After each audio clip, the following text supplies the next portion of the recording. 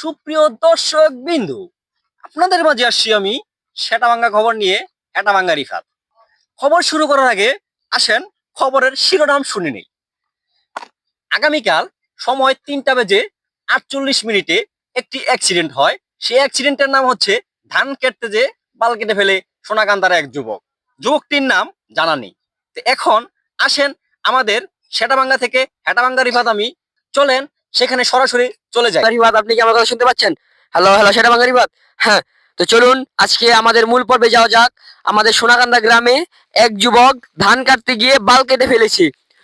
এই সেই ক্ষেত, যেই ক্ষেতে ধান কাটতে গিয়ে আমাদের এক যুবকের বাল কেটে ফেলেছে। তো চলুন সেই যুবকের কাছে সরাসরি যাওয়া যাক।